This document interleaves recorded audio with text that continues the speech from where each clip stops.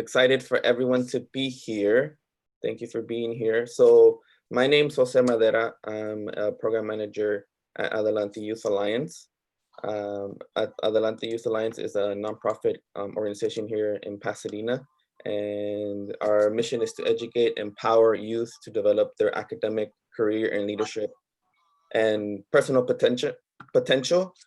So again, we're excited for everyone to be here. We have awesome panelists here to discuss many great things that are happening in Pasadena.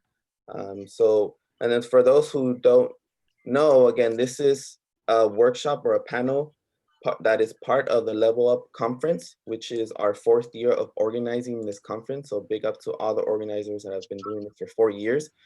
This has been a week-long virtual conference organized by many wonderful organizations here in Pasadena.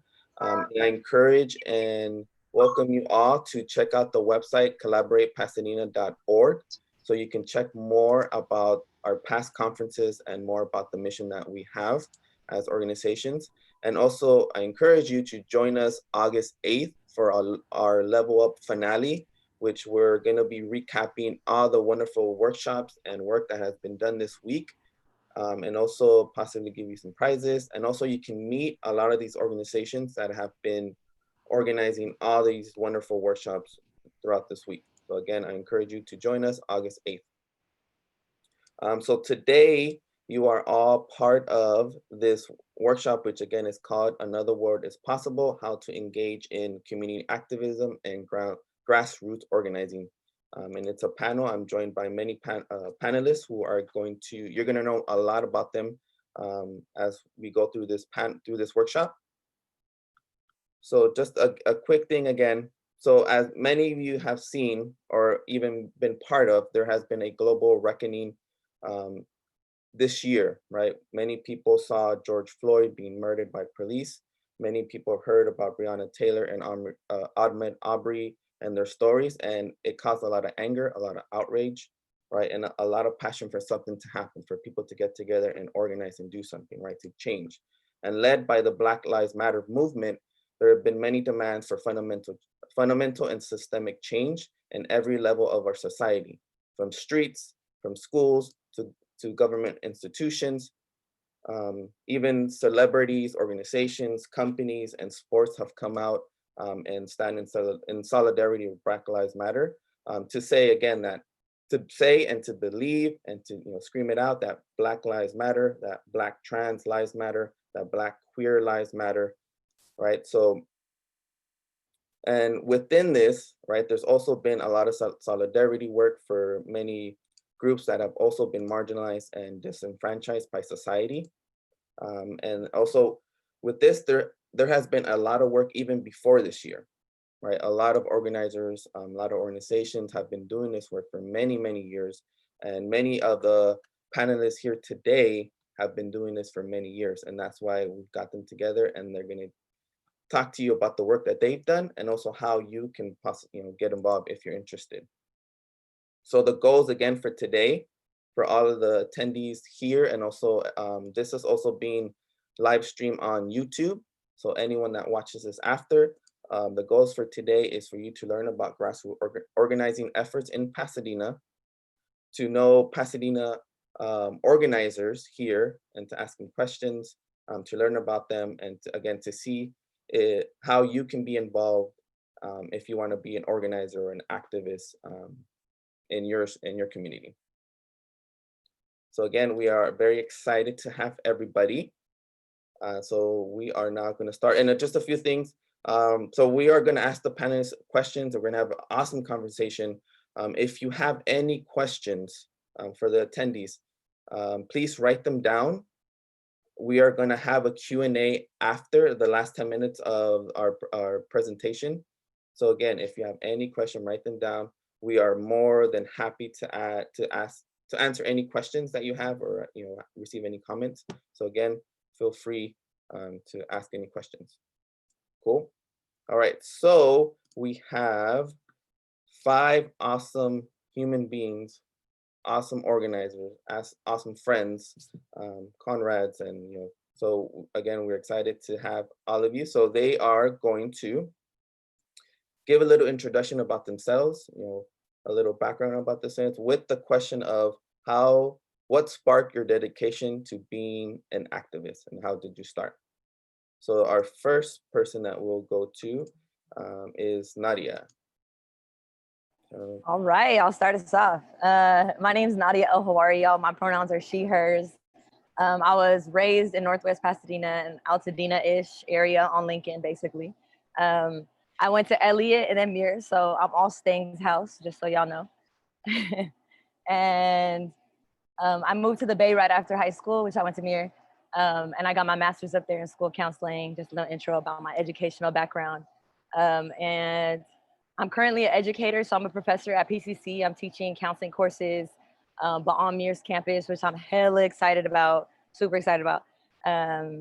And if you're wondering about my identity, I am both Egyptian and Guatemalan. I identify as a brown woman. And what sparked my dedication? So I've been an educator for like 8 years or so. And there's a lot of work being done in schools, but I feel like I wanted to take it further this year, like as an activist. Like I've created a bunch of stuff within schools and like tried to be revolutionary within like educational spaces, like at Muir last year. But I wanted to take it further and just kind of like start creating protests and like link with the youth in the community and create magic together. We're currently doing like a block party, which I'll talk about later because I know there's a question later about what we're doing, like an all Black everything block party. So yeah, that's what sparked my dedication. Great, thank you. Again, we're excited for you to have you here and for many of the youth to learn from you. So thank you. Appreciate you. So next we'll have Reggie Myles. What's up, y'all? My name is Reggie Myles. My pronouns are he, him, his. And to give background real quick, currently I'm a UCLA student. I'm majoring in African American Studies and minoring in Latin American Studies. I'm from Northwest Pasadena. I went to Cambia High School, Stang's house. What else, Lord? But yeah, I'm a local artist. I do spoken word and poetry. I'm a writer, creative writer, and I'm also a community organizer for Pasadena People's Forum and Hood Liberation. I will get into that later because I know Jose has, set of questions for that. But what got me moved or dedicated to really doing it? I've been organizing since sophomore year. In terms of like just social justice and restorative justice. But I think what really now, right, in the climate we're in now, what really got me into it is just like this and Jose touched on it too, like this energy that's like lit everyone up and made everyone hyper aware. And I believe we all have a responsibility to really enact some type of systemic change, not only within this movement, but the movements that come after. So I really just empathized and really resonated with everything going on. I'm like, okay, what's going on in my community? You know, we look at restorative justice and transformative justice, like we think it's not, at a city level or just whatever, but it's really in your neighborhood. It's really locally. So that's what really ignited me, especially it's like, okay, like who else is doing this? So yeah. Great. Thank you for, again, we appreciate for being here. So thank you. Next we'll have Auntie Faye Love. Hey, how you doing? So I probably am the foreigner around here. I'm from Detroit, Michigan originally, and I come from I'm first generation North, as I say. So my mom integrated her high school in Arkansas in 1967. And so I come from a long lineage of activists, and my grandfather pastored a church for 50 years and 64 years. So he lived to be 108. He's African and Native American. And so just to put all in context, my whole life, I've been literally just surrounded by activists and with marriage with the compassion of religion and spirituality. And so that's sparked me and my mentoring. with the church and how we just believe it's a village. It takes a whole village. And so that comes from that. But what you see now comes from when I was sick. I happened to have been paralyzed and had to relearn how to walk again. So I had to sit down and just really observe. So I've been in a more like a quarantine state for 5 years, which made me kind of watch the world. And what I was watching on the news a lot was people arguing back and forth. I wanted to create a space, a safe space where people could talk and talk with each other. So through art, we created several workshops, and even with allies of Black Lives and cops, as in Jasmine knows that I've invited her to come on some of those panels. She's like, hell no.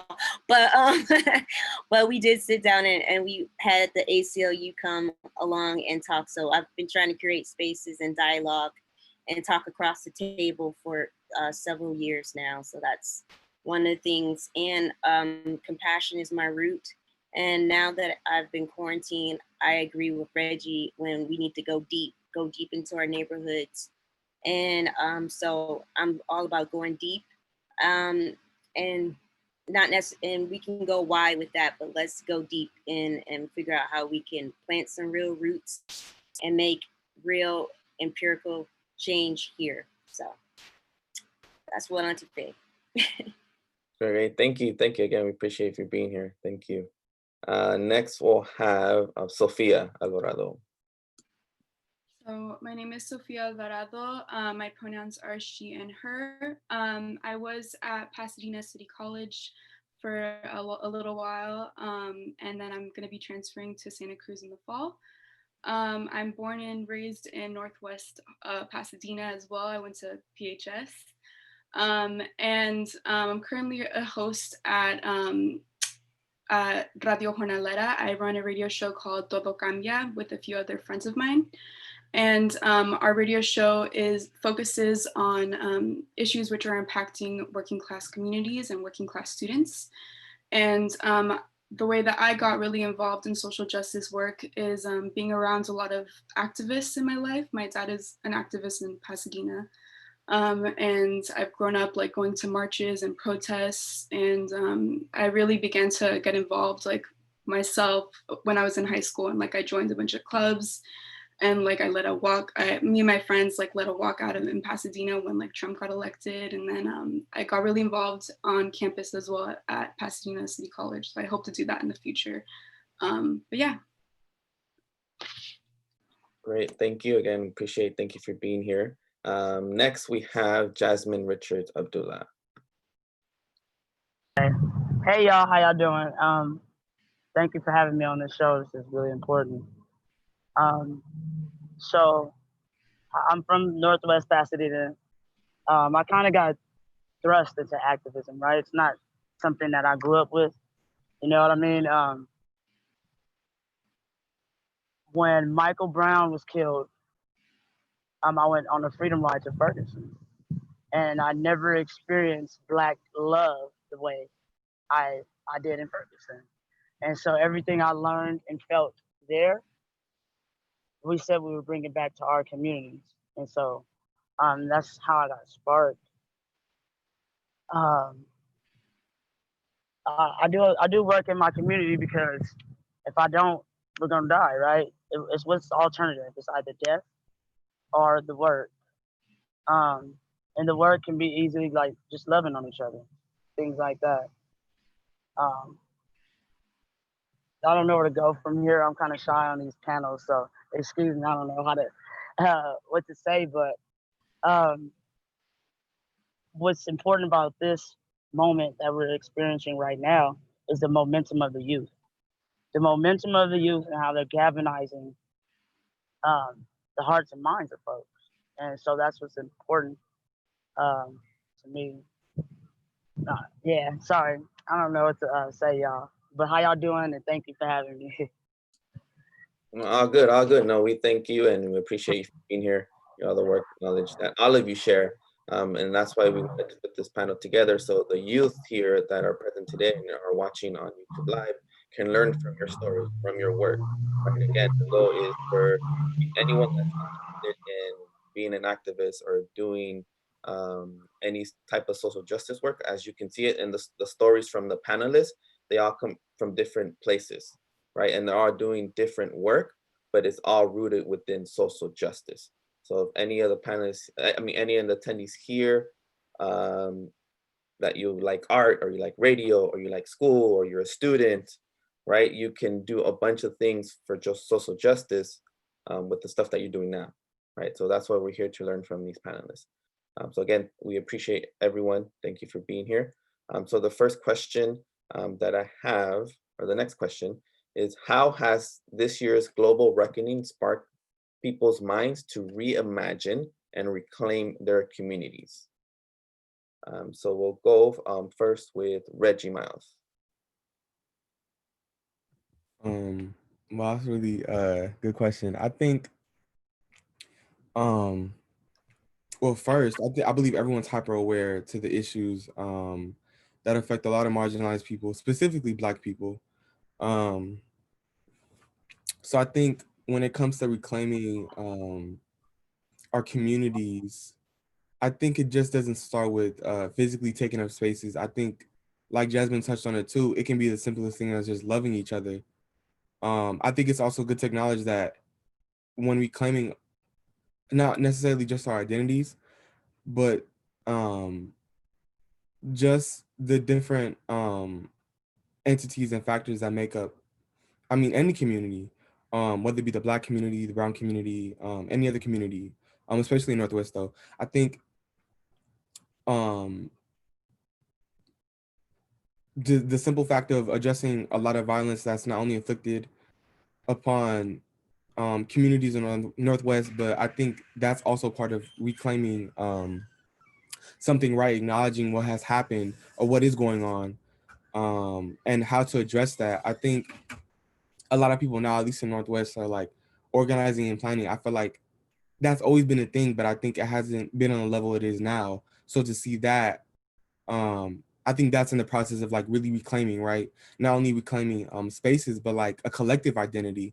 I feel like, and think for just such a long time, not only Black people and brown people in Northwest, but just Black people in general, like our collective identity has been attacked spiritually, mentally, emotionally. So I think reclaiming all those different entities that embody Blackness or that embody brown people, I think that's just so important. And that what a lot of people are doing now and what I'm seeing. So yeah.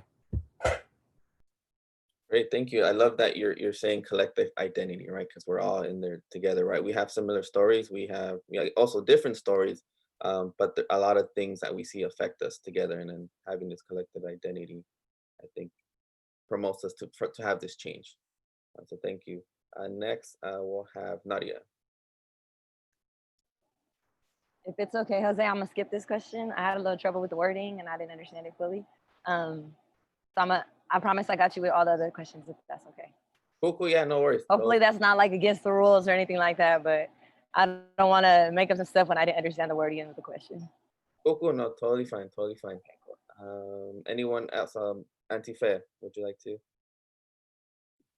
So, considering the current climate that we're in, we can now put like a parallel to a virus of just the injustices that we're experiencing. So with COVID, that's the visual, and everybody's been quarantined. And then with racism, we see that that's a virus that's inherited by environment, just like this COVID was, we got by our environment.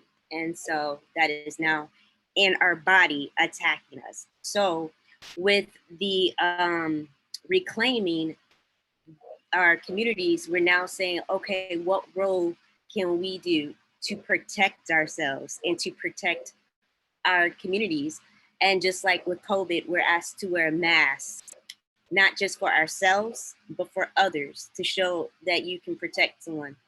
So with the racism, the virus of racism, or marginalized injustices such as systematic oppression with our economic stance, and with the Black Trans Lives Matter, we all understand that everybody is in this together.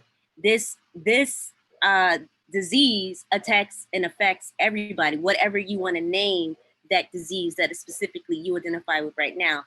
Just recently, we saw that Herman Cain passed away. Herman Cain was a Black presidential Republican who attended a rally to support the current administration. And by electing to go to that rally and not protect himself or his community, his life was sacrificed. So we have to look at how can we play a role to protect ourselves and make the right choices.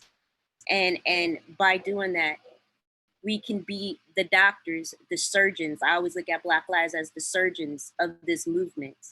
They cut deep and they go where it hurts, and that's the truth. But then you can be an artist such as myself. I come from that way. And we're there. We're not just the Band-Aid aspect, but we can bandage it up and we can put the messaging on so that it's more digestible. We give that digestible antibody. We give that pill that you can understand. So that's what I think right now we're figuring out a way. How do we get in? What is our role? How can we support and reclaim our communities at the same time? Cool, thank you. Yeah, and that's part of the panel here too, right? It's what role can we play, right? Like you mentioned also earlier, it takes a village, right? It takes a village for change to happen. So yeah, what role do we play? So that's a question again for our attendees. What roles do we play? So next, I have Jasmine. Would like to speak on it. Could you repeat the question for me, Jose? Just so I can clarify. Yes. So the question was, how has this year's global reckoning sparked people's minds to reimagine and reclaim their communities? Okay. I don't even think that it is sparking the minds. I think this movement, I know this movement right now is sparking the heart chakras, something that it's been missing a long time. Like the minds has already been done in every civil rights movement, right? But what makes this movement different is that it's a whole bunch of empaths, right? We're feeling the feelings and we're processing those feelings. And this certain climate is actually the turning point because us as Black people, we're reclaiming our space by now unconditionally seeing each other, loving on each other, existing in a space that doesn't even want us to exist.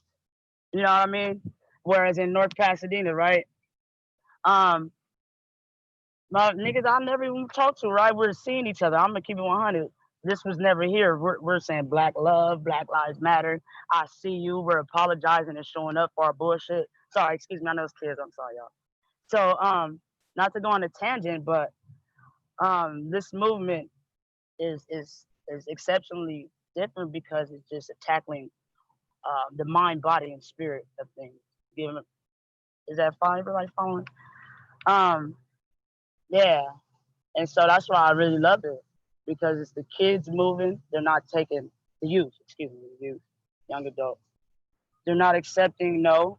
You know what I mean? And they're the ones dying, and we're the ones that need to show up. I feel I'm kind of old, so I'm 33. So y'all heard like babies. So shut up. I'm on the panel. Sorry, y'all. What makes this different is that Black folks, we're centering ourselves, and we don't need anybody else to tell us what to do, how to do it, and that's a beautiful thing. So I'm not gonna take up too much space because I want to hear from you guys. Cool. No, thank you. I love that too. Of us of seeing each other, right? Seeing each other in the community, right? So that's what happened. So yeah, thank you, Sofia. So I feel like I've seen a lot of beautiful acts of mutual aid during like the pandemic specifically. I think a lot of the people that were left out of the stimulus check and left out of like certain certain responses for when COVID started to happen. We've seen like for example, like the National Day Labor Organization opens up like a support system for undocumented people because they were left out of that. And I feel like I've seen mutual aid during protests when there have been stands, you know, with when people get impacted by tear gas and stuff. We have spots for them to come to. So I've seen that, and I feel like that has allowed us to reimagine the way that we support people in our communities, and then the way that we, you know, as opposed to calling law enforcement, you know, having like a community where we were able to like discuss, you know, problems that impact us. And then I also think, you know, this inequality has always been there. It's just that, you know, COVID has allowed us to clearly see it. These videos that have been circulating around, you know, these police brutality videos have a lot have really brought them to light for some people. It's nothing has changed. You know, people have always been impacted by police brutality and inequality everywhere. But the only thing that's changed is that it's social media is really allowing us to see that clearly. But yeah, I think the youth has a really the opportunities right now to reimagine all these different systems. So yeah, that's Cool. Thank you very much. Yeah, like you mentioned, also solidarity is very important, right? Where we all see, maybe we're not like for myself, maybe I'm not the best speaker, but I can do something, right? Like you mentioned, at these protests and actions, there's people doing all these different things. So again, the question to what role do you play? Thank you. So next question, and then this is for Nadia. You mentioned again you've worked at John Muir High School, which is your alma mater, and you're a professor at PCC, Pasadena City College. So my question to you is, what role do educators have in social justice? So I think like something I thought of when I saw this question was like, one, how am I being revolutionary in schools? Like, well, how am I creating revolutionary spaces? Because schools are hella oppressive. Like, to be honest, the entire school system is super oppressive. Like, just the way it was built, it is not built for Black and brown students, period. So that's something I asked myself, like, how am I being revolutionary in schools? And then what spaces am I creating to combat those like oppressive spaces that schools or like, how am I combating those oppressive spaces that schools are creating for young people? And something I thought of is, I think educators, like, just to keep it simple, is like, how do I keep my students' voices at the forefront? So when I was at Muir, one of my first things when I got there, like my first week, I went around and asked students, what do you feel like is missing on your campus? What do you feel like is, what do you feel like you need? Because these administration are making hella decisions for you, and everybody's making decisions for you, as always, even in society, that's what people do. Or like nonprofits, it'll be like all white folks making decisions for all Black and brown students. So I went in and asked, like, so what can I do differently? And something that I got from hella students was, there's a boys center on campus, but there's no girls center on campus. And we really need, I mean, y'all know the patriarchy, y'all know rape culture, y'all know all these things, no resources for girls on campus, but a bomb ass, sorry, I'm cussing, but a bomb ass boys center on campus. So I literally went off their feedback. Like, I kept their voices at the forefront. I created a girls center. And the whole time, like, I think my ideas are dope, but I'm also like, yeah, nah, but you're also getting older and you need to put their voices like at the forefront the entire time you're creating this center. So I created a girls center just based on what they wanted, what the school wanted, what the girls wanted, like even like learning from the boys center, like what resources y'all got that we don't got. And yeah, I don't know. I think educators just really like have that role to really ask young people themselves, like, what do you need and what can I do for you? And how can I amplify your voice? So that's my answer. Cool. Yeah, thank you for sharing. Yeah, it's very important to get the youth, like many people have mentioned, to get the youth out. And I think it's awesome. I went to one of the actions that Nadia organized, where there was a lot of people there, and there was what I saw, a lot of youth there. So it was cool to see an educator organize this while students watched and participated, right? Because this educator is talking, but also walking what she preaches and what she talks about. So that was awesome to see. So thank you. I appreciate that. For Reggie, you said you were a writer and a poet. So what role do writers, poets have in social justice? Yes. As the well-known quote by Nina Simone, I can't remember it word for word, but basically along the lines, it's a responsibility for artists to reflect the times. I think for so long and historically, Black people, I mean, since the day we were here, a way of passing down our narratives was through all different types of art forms. So with that in context, it's always been an innate thing for us to do, and especially pass on messages and knowledge and affirmation and embody these different emotions, right, that go through or the emotions that are involved in this time we're in. I think I look at poets and spoken word artists also too, just being wordsmiths, right? Or just getting these concepts and like just redefining them in a way where it's like digestible, and it's like, oh, okay, this is what's going on. But yeah, back to my first point. I believe any artist plays an important role in reflecting or just creating art in these times. But I definitely think when it comes to creative writing, like that's a component that's always been used. My ancestors used before they were brought here or stolen here. I mean, just the innovation of that. It's always been a thing to reflect and pass down narratives that have always carried so much weight and so much emotion, and like I said, messages, wisdom, and knowledge, right, for the next generation and the generation that we're in and that I'm living in. So. Oh, thank you, thank you. No, it's definitely like I think most people when they see writers, what just that doesn't do anything. Like no, writers are important, right? They tell the history of what just happened. Like I think the time that we're in right now, there's going to be books, there's going to be movies, there's going to be a bunch of things talking about what's happening. So it's important for to have writers. And Reggie, he was part of a few organizers that organized a forum where people came and told their stories, told their messages, told their emotions. So he created that space. So I think that was awesome. So thank you, Reggie. Next, we have Sofia. So you said that you have your own radio show, which that's dope. So what role does media/radio have in social justice? So I think media plays a really significant role in social justice because it's really a tool for spreading information in our communities that's not normally put into, that's not on mainstream media.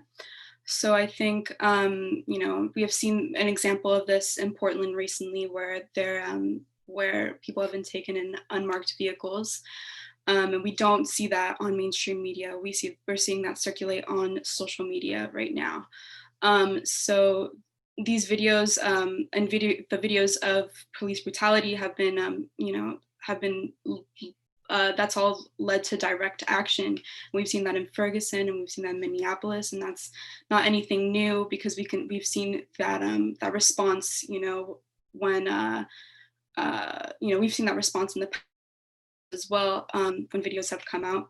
But these cases of police brutality are not new. The only thing new right now is that everything is being recorded and put out at a fast rate.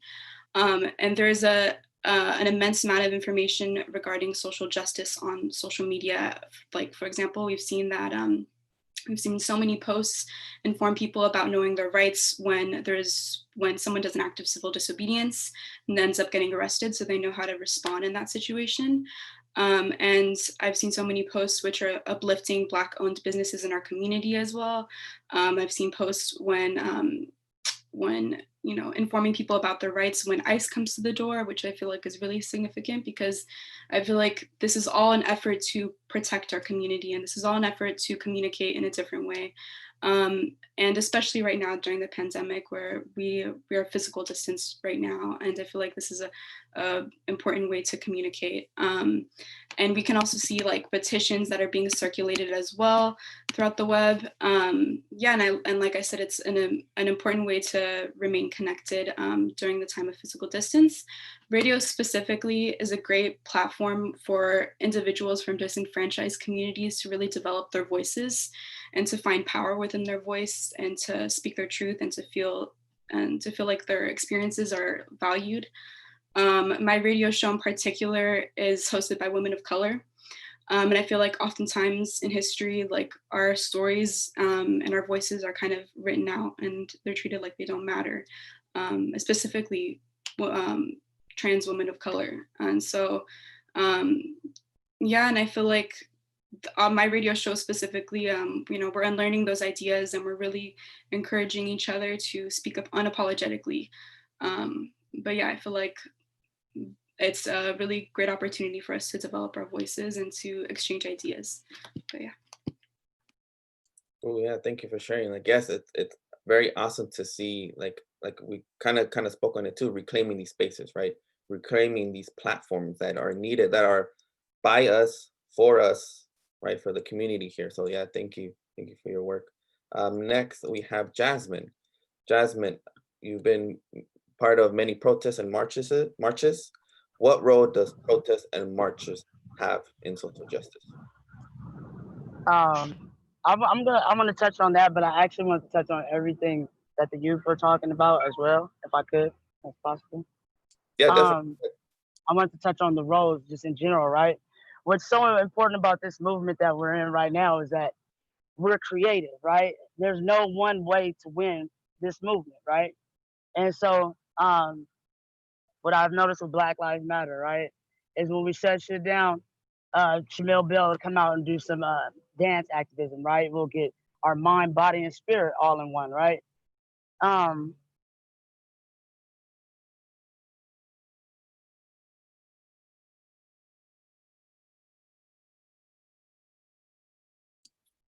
not sure if we might have lost Jasmine. Can anyone hear Jasmine? No, right? No. Hopefully, Jasmine, if you can hear us, we can't hear you. You're frozen. But hopefully we can get you back. And then we can continue with your discussion and your input. So right now, next question will be for Fe. Fe, you've been heavily involved with art. So my question to you is, what role does art have in social justice? Okay. Can you hear me? Yes, we can hear you now. Okay, sorry about that. Okay. And art is so highly important in protest because it allows us to be bold, be seen, put our art and put Black Lives Matter in spaces that it would normally never be, right? There's also social media and media is widely important because it allows us to create our own narratives, right? Because we get all type of folks say what we're out there for, but when we're able to do those hashtags, when we're able to move the way we're moving, like the Underground Railroad, it keeps us one step ahead of I call them the enemy, but y'all call them whatever y'all want. And so this movement right now, it's so vitally important and it's different because we know that there's no one way to win this movement. Like we tried the collegiates, we tried the educators, we tried that. So now we're trying the niggas at the liquor store. Now we're trying the homeboy from Villa. And you know what I mean? We're doing gang interventions. It's just all type of different things happening. And that's why that's the beauty of it, right? Is that we're noticing there's no one way to win this movement. So we're getting bold, we're getting creative. And yeah. And I'm actually amazed that the youth, young adults, you guys are actually having these spaces because I'm 33 and I just learned about these spaces. You know what I mean? So y'all light years ahead of us. So shit. Tell me how I can assist, and I'm there. I'm sorry, y'all got me pumped up. And protest, how to protest line up in the movement because we have to be seen. We must be seen. You must be willing to put your body, your heart, your mind, everything you're talking, you got to put it on the front table. You got to put your body on the line. Because how can Black Lives matter if we're not in their face? If I'm not in your face, you don't see me. You don't see. Oscar Grant. You don't see us begging and screaming and pleading for our mothers because we can't breathe. So you only see me when I'm fucking shit up. So that's why protests are important. Sorry, y'all. I didn't mean to cuss. Oh, good. No, thank you for your words and your stories. And again, like you mentioned, like we're all pumped up, like we're all ready to go, either hit the streets or go to class or do the radio, whatever we need to do. We're all pumped up to do this, right? So again, for Fe, your question for you is what role does art have in social justice?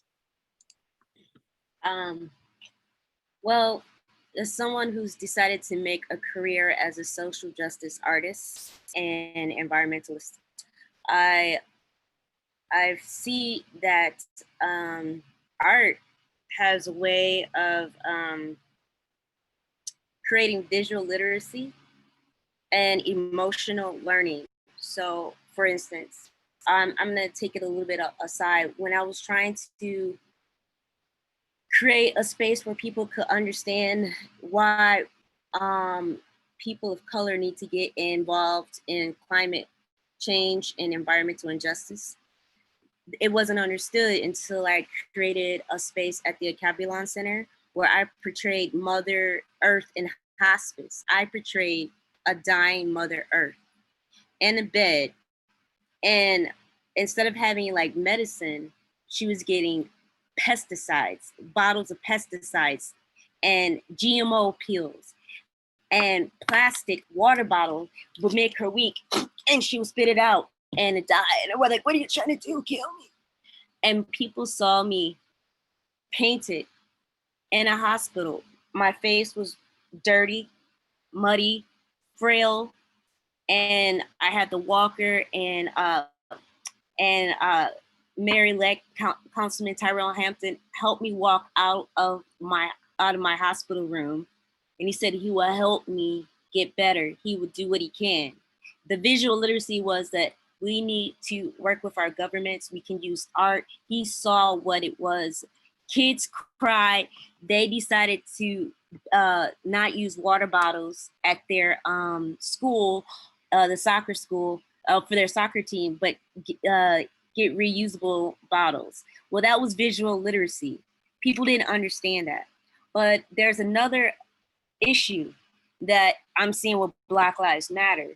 And this is what I've been proposing, is that artists has a responsibility to spread an awareness to the movement, but let's not make it a trend.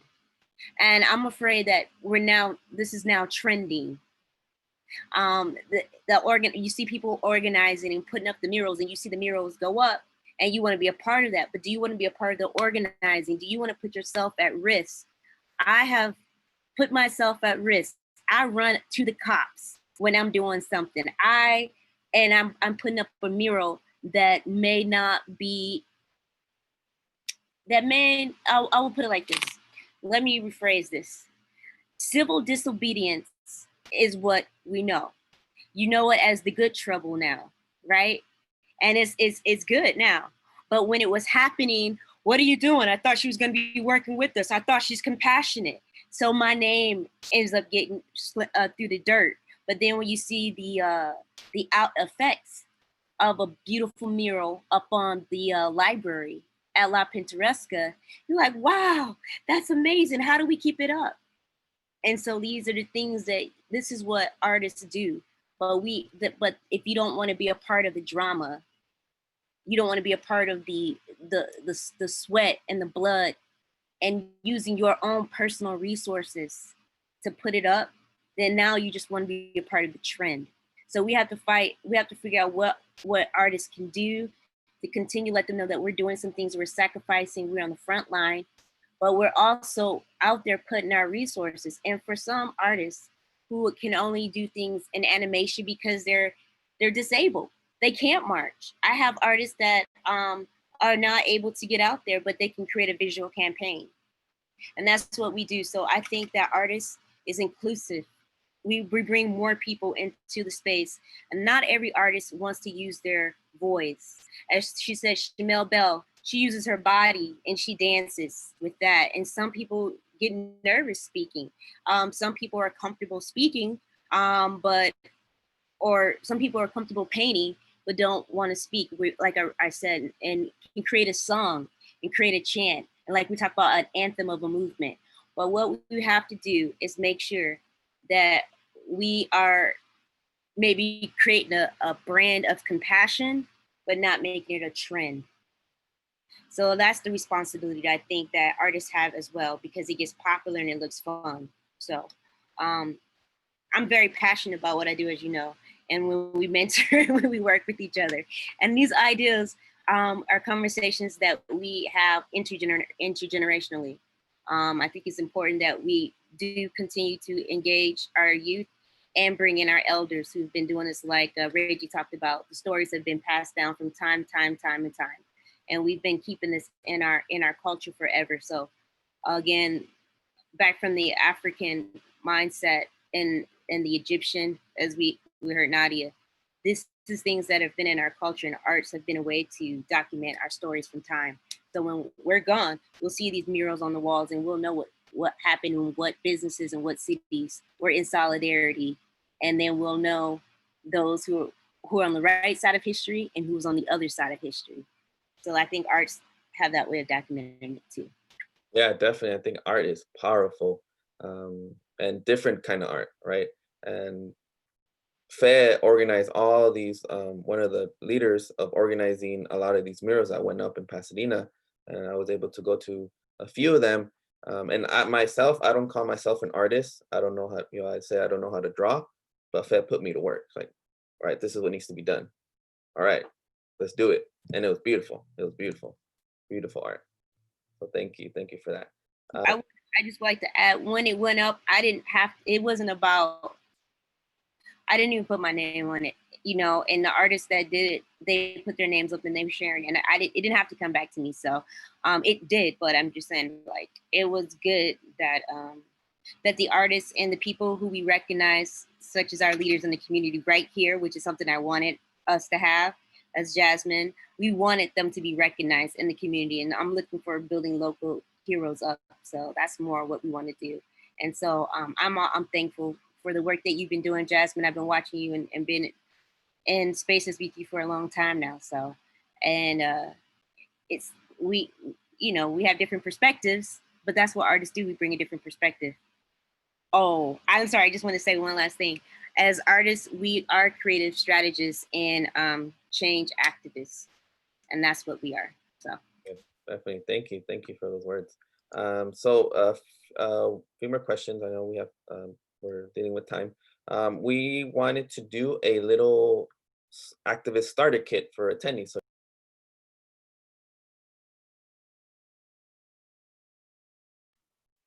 I think you muted yourself, Jose.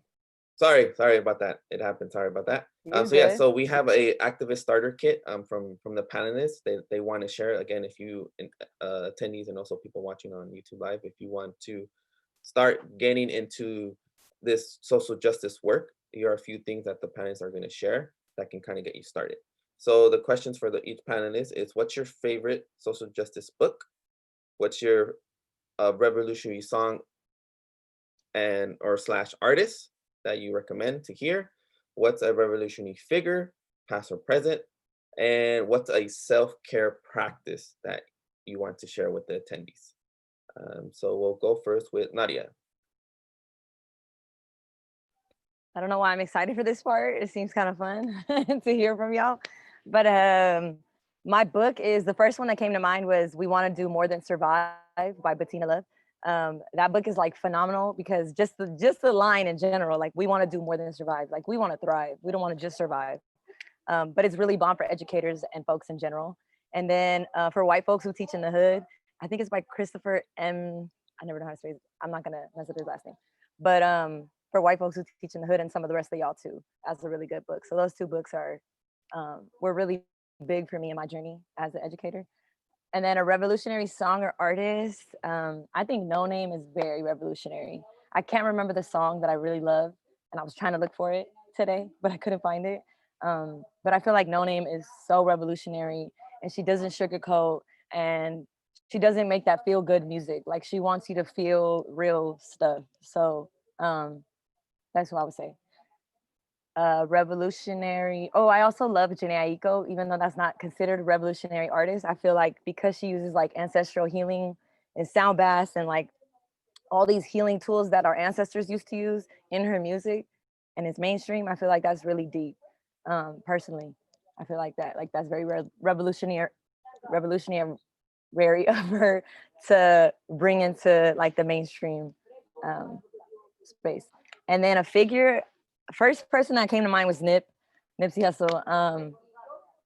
I just feel like Nip was like, so I can't even articulate, and but y'all know I saw people like, yeah, Nip is just, he represents us. Like Nip is, he was for his hood, like just so much shit that I feel like I learned from Nip, and even like in his passing, like learned more.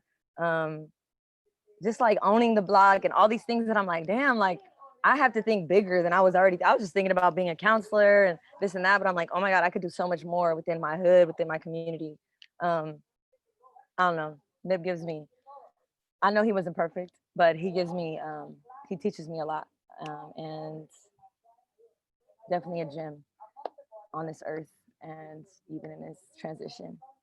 Self-care, I think that was the last one you said. Self-care would be, this one's kind of long, but I really listen to my body. That's one of my main things. Like I listen to myself, like as an activist or however y'all identify, this work is very exhausting. So I listen to my body. If my body's like, you need to chill, I chill. I say no. I'm okay with saying no. Like you don't have to say yes to every single thing just because you're an activist or an educator. Like you gotta listen to your body.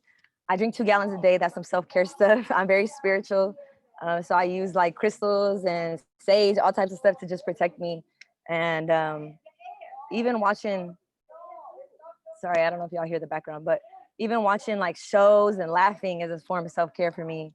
And being in nature, as y'all see, this is my way I recharge is I'm in nature. I chill in nature. I all that, and with animals too. So yeah. Oh, I also eat plant-based. That's my self-care. I just want to add that because I feel like that's really important. What we feed ourselves and that energy we put in our bodies is really important for how we're taking care of ourselves. But I'm gonna stop now. But thank you. No, thank you for sharing. Thank you very much for sharing. Just to, again, a reminder to attendees, and it says that we end at 12, but I think our host also meant or said that we can go a little bit over. So we're gonna get to your questions too after we hear from all the panelists. So just again for the panelists, so next we have Antifa.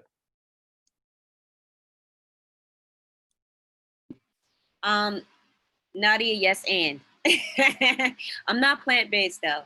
Maybe it's my first generation roots of the South. So, but I don't eat pork. How about that? So That's cool. I see you. I do believe that the quality of food that we put into our body is important. So I eat high quality food. But self-care, books. I love books. I'm a geek. So 13 things that mainly strong people do. That's one of my favorites. What you see, organizing, emergent strategy. I was working in this space and then I read this book. I was like, this woman, we are a like-minded soul, kindred spirits. And basically it came from, which you know I'm always saying, all what you touch, you change. That came from Octavia Butler, who's buried right here at the cemetery right in Pasadena. So if you want to go spend some time with her and connect in nature and on a spiritual way, she loves it. You can go by and visit her. Yes, she is not there in body. Well, her body's there, but we know her spirit's free, and she's a time traveler. So she might actually just pop up in your bathroom and lock you out one morning, like she did me one time. But that's another story I'll tell you about. And then for the writers and the poetry, you want to check this out, Reggie. This is called Climbing Poetry. Are you familiar with them? They are sisters, and they're from they're Afro-Cuban sisters, and they live in New York, and they're the bomb. And it's all like green space and social justice. And then and then when sometimes I paint on rocks and just leave them places. And this one, it says perseverance. And my song that that I work with is I'm the Motown sound. So I'm always gonna come from the Motown era. And hey baby, love you. My little neighbor walked by. And Motown sound. And so if you know me, I'm love. I'm love. And so let me fill your hearts with joy and laughter. Togetherness is all I'm after. I'll be there. Yeah, Michael, that's my anthem. When you see me walking down the street, we got to come together and do that. So I think that's it. And of course, walking and protesting and listening to old folks. Awesome. Thank you. Thank you. Thank you for the show you just gave us too. Love hearing music. Cool. So next we have Sofia. I'll keep it quick, but my favorite books have been Their Eyes Are Watching God by Zora Neale Hurston, Love by Toni Morrison, books written by Bell Hooks, any books like that. And then I also really like No Name. And then just something that I've grown up listening to, Victor Jara and Carlos Puebla, which have been revolutionaries in Latin America. And I feel like a lot of the music that they sing about relates to a lot of the issues that are happening today. So that, and then more current artists like Ana Tijoux, Manu Chao, those are other artists as well. And then a leader that I really respect and that I want to learn from every day is Angela Davis. And then a self-care practice that I like to do is I like to ride my bike, and then I like to run a lot. So just to get my energy out and to keep my anxiety down, and yeah. Cool. Thank you. Thank you for sharing. Next we have Reggie. I would say for the starter kit for me is Frederick Douglass autobiography with edits of Angela Davis. It basically encompasses the history of African enslaved people in America, and it really shows the roots of a lot of stuff that still persists today, and how a lot of sentiments of slavery still persist today and manifested. And I would say the Four Agreements. I know it's like I don't know if y'all read it or not or heard of it, but it's really a book on like self-awareness, self-empowerment, and whatnot. And I think as an organizer or activist or whatever you identify as, dealing with community work, it's good to be not, I wouldn't say educated on like or knowledgeable on like what you're doing necessarily, but I think aware of your actions and your intentions, and the other forces in the enemy. I refer to as the enemy. And how that they or it can, you know, kind of maybe affect you or influence you, right? So I think self-awareness is also important, and just being intentional about what you're doing as an organizer activist. I think the next one was revolutionary artist, right? Or figure, or right? Bet. Okay. I would say revolutionary figure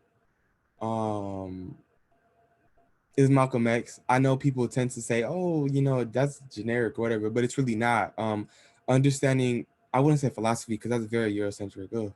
I would say his way of thinking, or just his perspective, right? Oftentimes when we look at or just history and just studying his work and his just his speeches and his writing, oftentimes he showed us like it's a broader perspective, right? It's not just a black and white thing. It's not just a binary thing.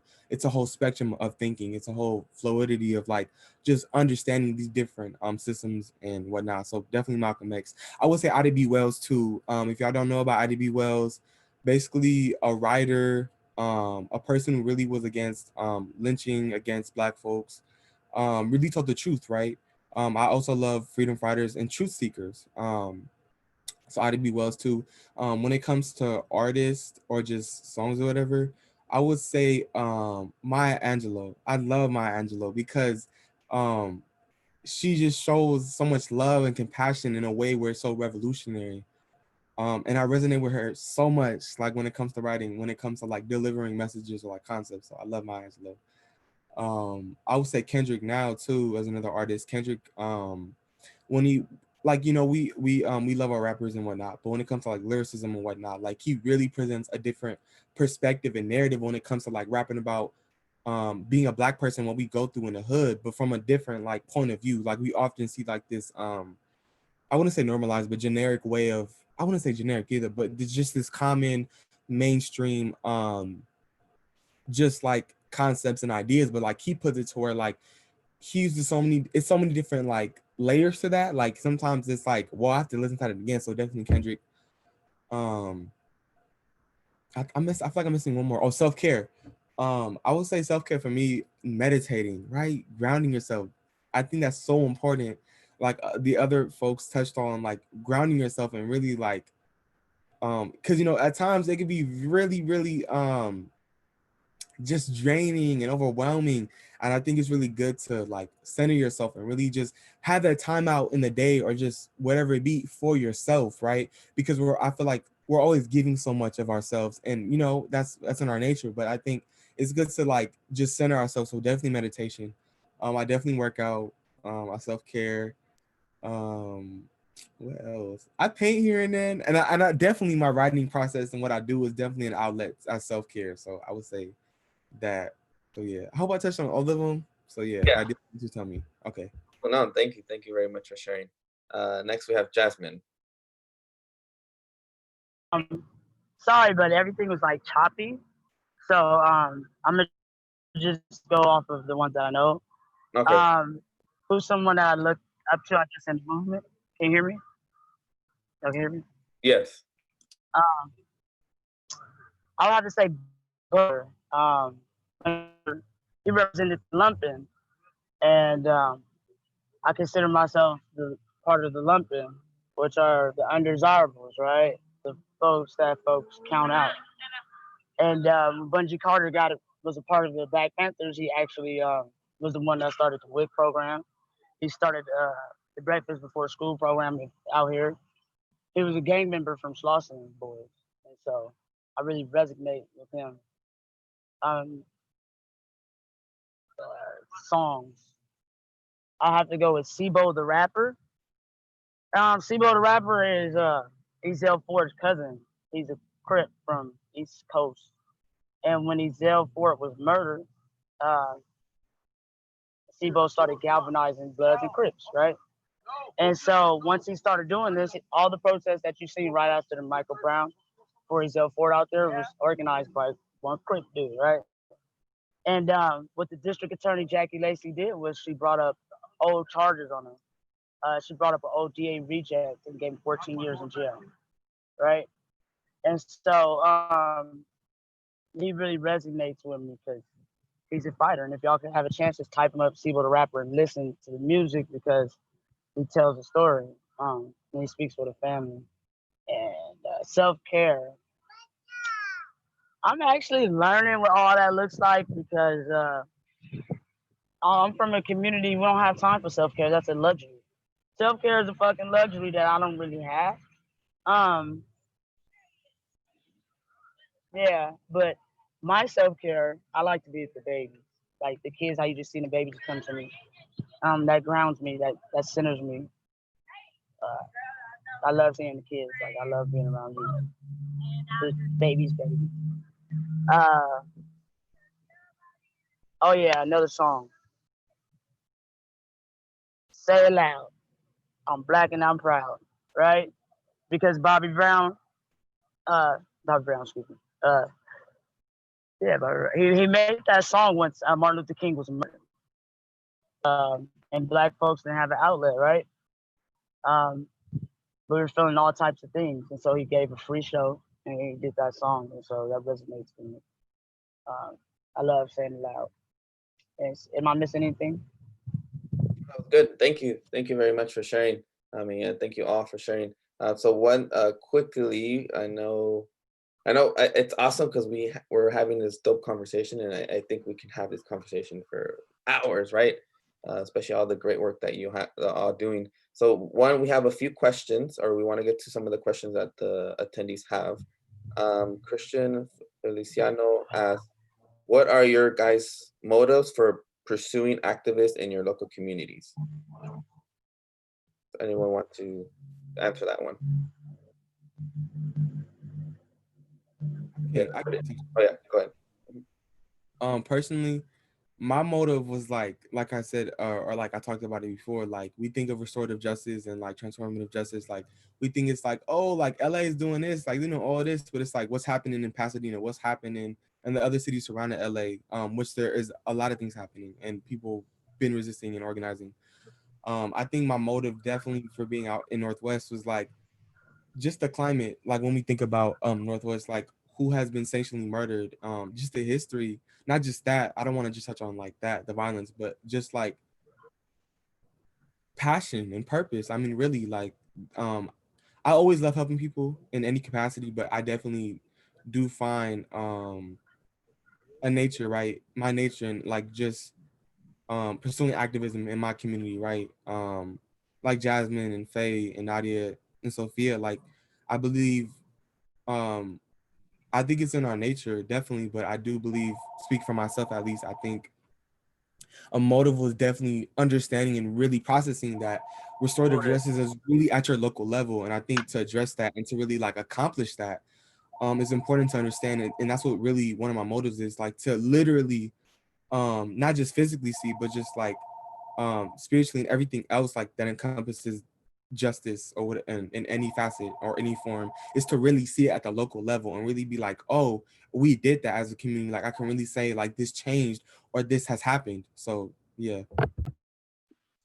Great. I would like to piggyback on that. I just want to say, when the eye becomes focused, the body becomes whole. And so when your eye is focused on something like that and is really focused, you can do more work. It can actually have more impact.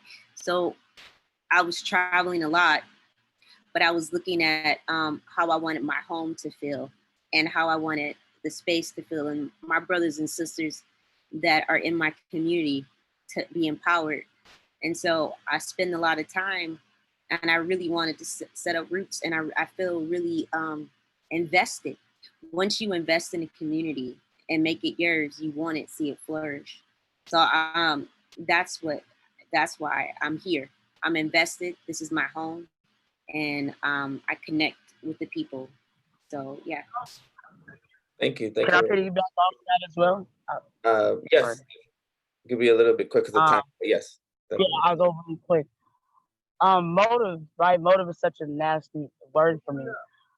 Why are we thrust in this work? Because we're tired of the hashtags. We're tired of watching Black people die and get no reciprocity. I'm tired of seeing Black mamas say, "Why my baby?" You know what I mean? That's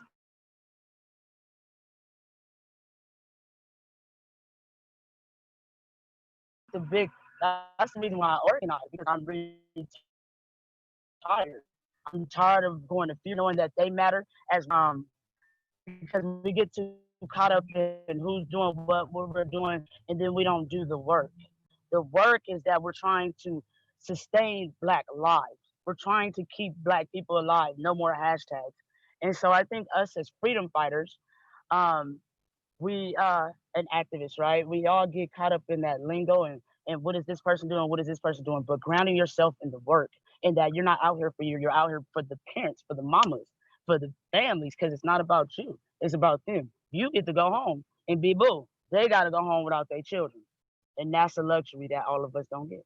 And so that's why I do the work, and we must ground ourselves in Black death. Black lives are not mattering in the system. So once we all put that at the forefront, we'll be all right. Sorry. Oh, thank you. Thank you. Thank you all for sharing. We have one more question. Again, we have time is running out, but again, we want to hear your question.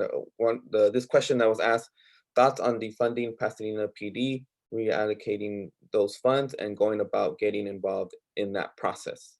And they also said, thank you so much for your time and energy. Anyone want to, Nadia, Sofia?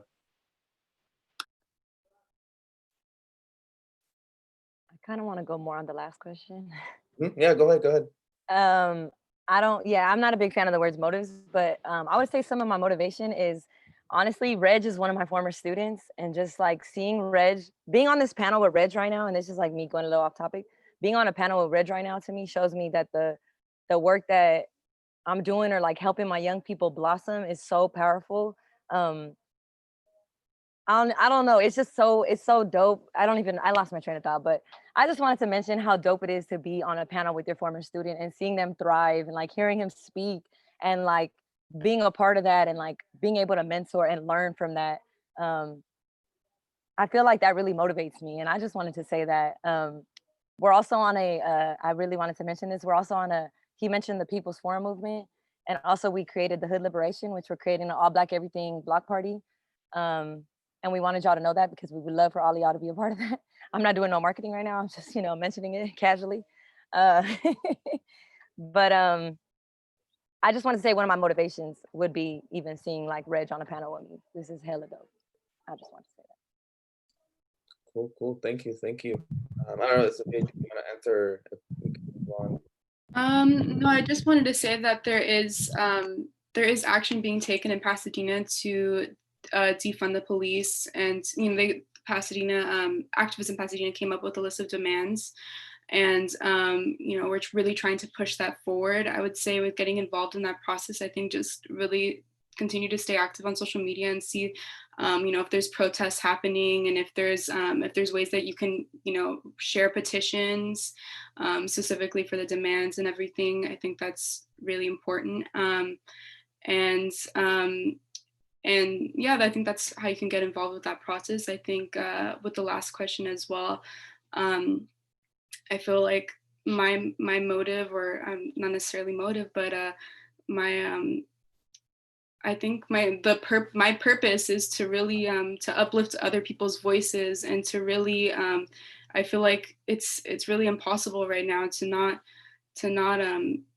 especially for allies right now, for brown allies. I feel like it's really important to amplify Black voices right now, and I think I think that's just really important. I forgot the question. Yeah, I think that's the motive is I don't know how to answer this question. I think it's just really necessary. It's a human rights issue. And yeah, that's all I want to say. Cool, thank you. Also, just because of no, time, my bad. You're good. We are quickly, because I know we're running out of time, and there's a presentation after us, so we need to kind of wrap it up. But my last thing, if the panelists, if you can quickly say what are your next steps and how you can get involved, or how attendees can get involved. So quickly, if you can again go with it quickly because of time. So we'll start with Fe. I'll be real quick. Also, this is in support of defunding the police. So the Rose program application, since we defunded some of the money that was allocated to the police, there's a realizing opportunities through summer employment, and it's an internship for youth 14 to 24. Compassion Arts is taking on interns. And so we also have funding through day one, if you want to look at day one, and we're going to be doing a summer program. So just go on day one website. We're doing environmental justice classes from 9 a.m. to 11 a.m. Monday, Wednesday, and Friday starting next month. And we're also looking at interns, and you can be an intern for that class too, and also attend that class. So we'll figure it out. But that's what I wanted to say, that the money is already starting to be reallocated towards you, and we're supporting that. Cool. Thank you very much. Next, Jasmine.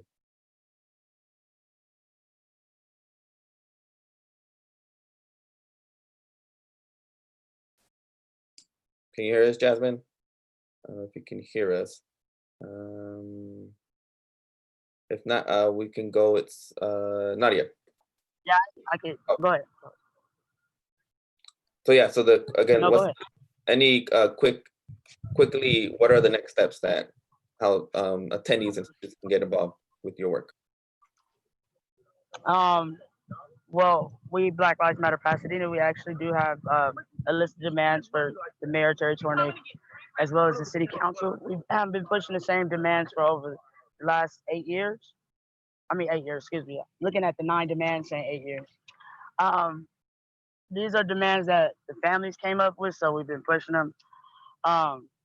Currently, the city of Pasadena, the police, they received $91 million.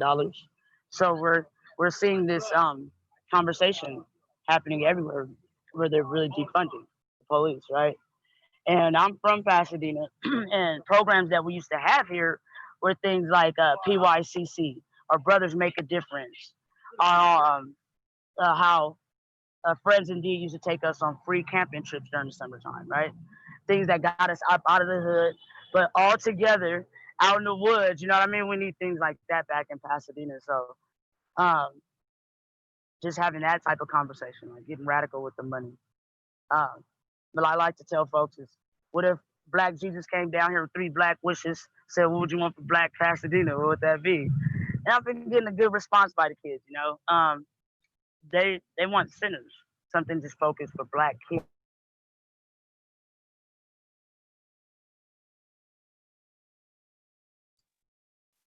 Cool. Jasmine, we can't hear you. I think you're frozen. But yeah, but thank you. Black. Yeah. Cool. Thank you, Jasmine.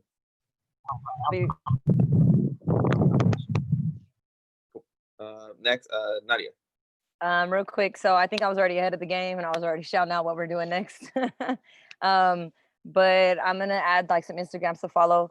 Also, the purpose of it is to highlight Black businesses and like to combat gentrification and Black artists, but to combat gentrification in Pasadena, because that is hella affecting Black folks and the Black community in Pasadena. So how can you, as a young person or whoever's watching, combat gentrification in Pasadena and Altadena? So contact local activists, ask how you can help, all of that. But yeah, that's our next steps, and ask how you can support too. Cool, thank you very much. Next, Sofia. So yeah, just going off of what Jasmine said, like those 9 demands are really important right now. I think something that we're doing on our radio show, we're still going to be bringing in people to interview. So if any of you are interested in coming on, feel free to hit me up. I'll put our Instagram in the chat right now. But we do interviews, and then we also showcase, musicians and stuff like that. So if anyone knows anything like that in Pasadena, feel free to hit me up as well. I'll put that in the chat. But I also really want to create like kind of a concert thing, like with social distance being implemented. But I want to do that, showcasing the talents in Pasadena coming from the youth. But yeah, I think that's what our next steps are going to be. Cool, thank you for sharing. So next, Reggie. Yeah, so I'm with Hood Liberation and empowering and sparking the creativity of the hood in Pasadena. So definitely with Nadia taking on that project and event on with other folks as well. For Pasadena People's Forum right now, we're also collabing with Hood Liberation on that block party right now. I definitely do, and me and the team, where we also thought about having another forum on what does defunding look like in Pasadena, or like defunding the Pasadena PD. I know Jasmine already like worked on it. So definitely maybe even having like some type of collab with her, or Black Lives Matter Pasadena. But I was definitely thinking about that. So it's something that I'm just saying that because it's definitely something that I've been thinking about. But definitely just focusing and collaborating with the Liberation and Pasadena People's Forum for the All Black Everything Black Party.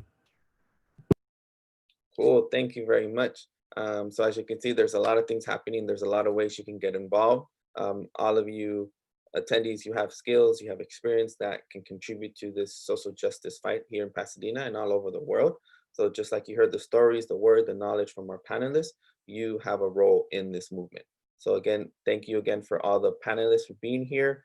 Again, this is on YouTube Live, so anyone that missed anything, like the starter kits that people mentioned, the books and stuff like that, you can go onto the Pasadena Library YouTube and you can check out the YouTube again. So again, thank you to all the panelists and everyone watching too. Again, there is another workshop going on at 12:30, again, for our Level Up conference. So check that one out. It's about relationship. It's really good. So again, check that one out. But again, thank you all for being here. Always staying in solidarity, and let's continue this work. So much love to everybody. Thank We you. appreciate you, Jose. Thank you. Thank you so much for having us.